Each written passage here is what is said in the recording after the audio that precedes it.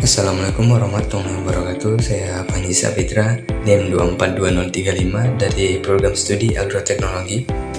Video ini membahas mengenai laporan praktikum pengukuran pertumbuhan bibit kelapa sawit Elais Greenish Jack yang diampu oleh Ilbu Zalmiati MPD PhD di Institut Teknologi Perkebunan Pelalawan Indonesia.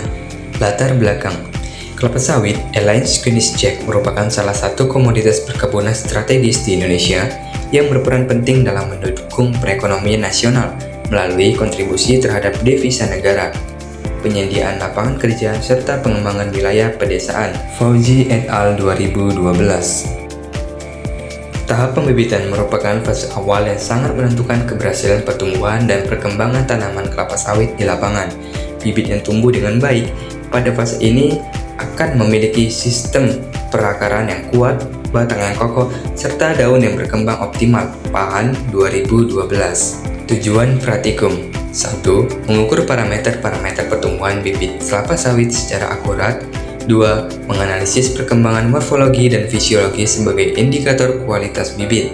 3. Melatih mahasiswa dalam penggunaan alat ukur tinggi, diameter, dan luas daun. 4. Menghasilkan data pertumbuhan untuk evaluasi mutu bibit di pre-nursery atau main nursery. Alat dan bahan: 1. Mistar atau penggaris. 2. Jangka sorong, label tanaman. 3. Buku pencatatan. 4. Alat hitung. 5. Tali rafia. 6. Ajit dan alat. 7. Bibit kelapa sawit umur 1-12 bulan. Cara kerja: pertama, kita ukur diameter batang pada kelapa sawit, kemudian kita ukur juga tinggi tanaman kelapa sawit. Setelah tinggi tanaman, kemudian kita ukur jumlah daun pada kelapa sawit. Setelah itu kita ukur juga tinggi daun pada kelapa sawit serta lebar daun. Hasil dan pembahasan: pada tabel 1 dapat kita lihat bahwasannya kondisi tanaman normal semua dengan intensitas cahaya yang sangat bervariasi, namun pada suhu dan kelembaban udara itu memiliki kesamaan semua. Kemudian pada tabel kedua bisa kita lihat sangat bervariasi, di mana tinggi bibit yang tertinggi itu ada K0 yaitu 97, sementara pada jumlah daun itu cukup banyak yang sama. Kemudian pada panjang daun yang paling tinggi itu ada pada K3, untuk lebar daun yang tertinggi itu ada pada K2, dan diameter batang yang paling besar itu ada pada K1 dan juga K4. Pada tabel 1, dari 5 sampel bibit yang berumur 7 bulan yang diamati, terdapat variasi kondisi tanaman yang cukup signifikan.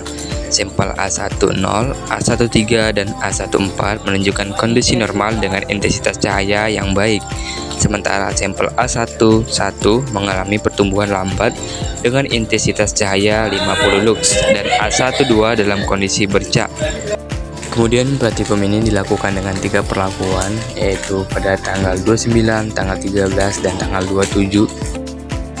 Kemudian kami juga menggunakan 3 jenis pupuk, yaitu urea, TSP, dan KCL, di mana urea itu dengan cair, yaitu dengan spray sebanyak 2,5 gram per pohon, sementara TSP itu 2 gram, dan KCL 2,5 gram per pokok.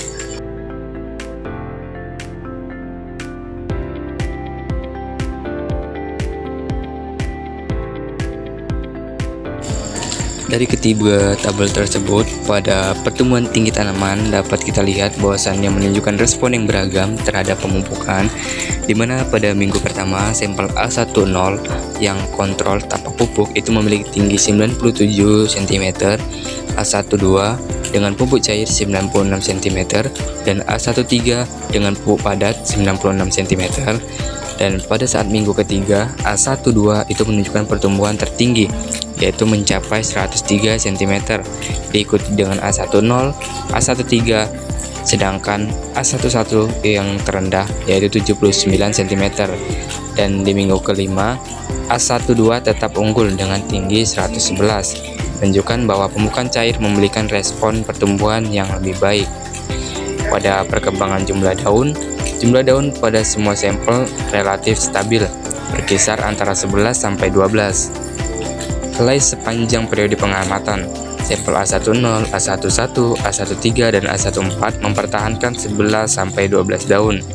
Sementara A12 konsisten memiliki 12 daun dari minggu pertama hingga minggu kelima.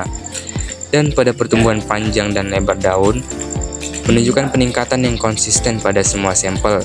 Sampel A12 menunjukkan pertumbuhan panjang daun terbaik dari 88 menjadi 100 pada minggu kelima, disusul A13 dari 94 menjadi 97.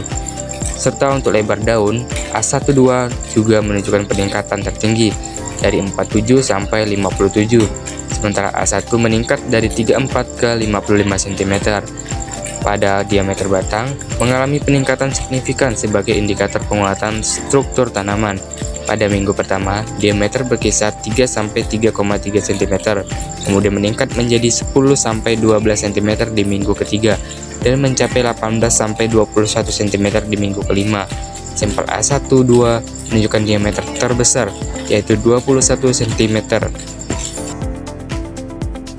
Kesimpulan praktikum pengukuran pertumbuhan bibit kelapa sawit menunjukkan bahwa pertumbuhan bibit dapat diamati secara kuantitatif melalui parameter tinggi tanaman, jumlah daun, dan diameter batang.